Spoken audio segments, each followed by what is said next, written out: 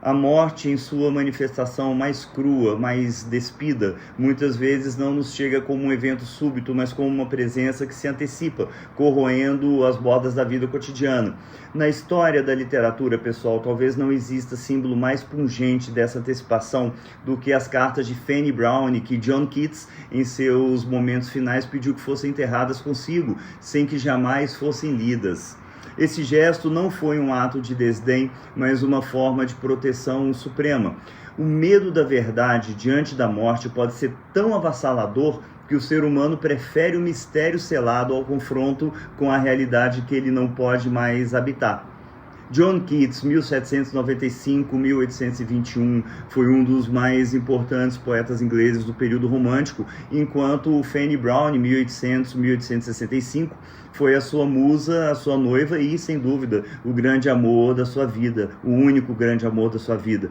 Para Keats, o amor por Fanny Browne era simultaneamente a sua maior fonte de inspiração e a sua maior dor, uma agonia de delícias, segundo ele dizia. Ao chegar à sua fase terminal, Keats compreendeu uma verdade terrível. Ler aquelas cartas significaria reabrir uma conexão com a vida que ele precisava, de alguma forma, transcender ou abandonar para encontrar paz. O medo da verdade, nesse contexto, não é covardia, é um mecanismo de preservação. A verdade contida naquelas cartas era a vida pulsar com toda a sua beleza, promessas e ausências. Para um homem cuja, aspas, a existência era um experimento, ele próprio dizia isso, confrontar a vivacidade da voz de Fanny enquanto a sua própria luz se apagava seria o golpe final contra a sanidade. Ele escolheu a morte com o peso daquelas palavras não lidas, transformando as cartas em um santuário de silêncio. Compreendam que temer a verdade diante da morte frequentemente é um reconhecimento da incompletude. Keats era jovem, genial e estava sendo subitamente interrompido.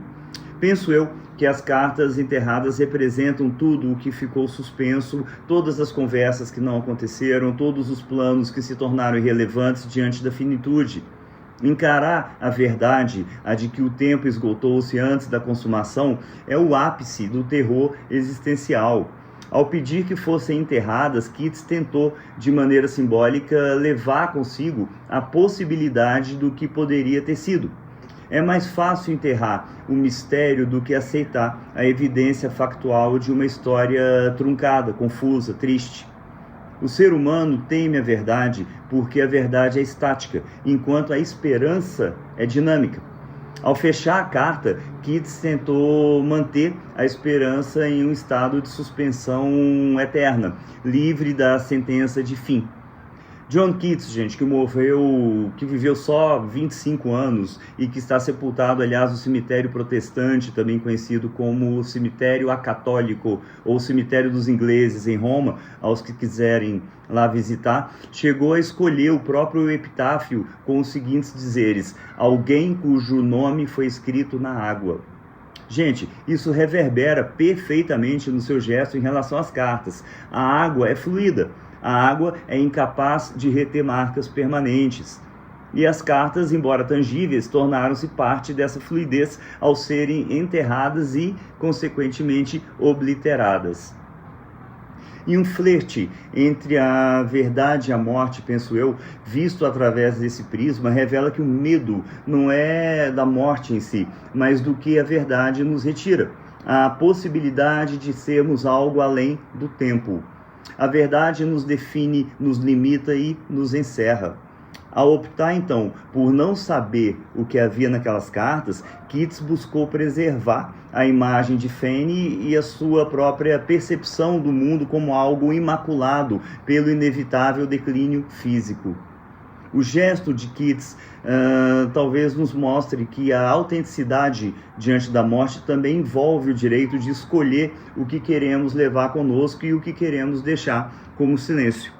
Nem toda verdade, pessoal, precisa ser enfrentada, isso é fato. Algumas, na iminência do fim, tornam-se obstáculos à dignidade da despedida. O medo da verdade é, em última análise, a defesa da nossa humanidade contra a crueza de um destino que não controlamos. Como kids, todos nós temos nossas cartas não lidas, né? Segredos, expectativas e amores que preferimos manter em silêncio antes de partirmos. Todos temos, temendo que ao revelá-los a realidade da nossa finitude se torne, enfim, completa demais para ser suportável. E eu finalizo com um verso dele mesmo, que resume tudo que a gente estava falando aqui agora. Desaparecer bem longe, dissolver-me e esquecer por completo o que tu, entre as folhas, jamais conheceste, o cansaço, a febre e a inquietação. Aqui, onde os homens se sentam e ouvem uns aos outros gemer, onde a paralisia agita alguns poucos, tristes e últimos cabelos grisalhos, onde a juventude empalidece, torna-se fina como um espectro e morre, onde apenas pensar é estar cheio de tristeza e de desesperos, de olhos pesados como chumbo, onde a beleza não consegue manter seus olhos brilhantes, ou o novo amor ansiar por eles além do amanhã.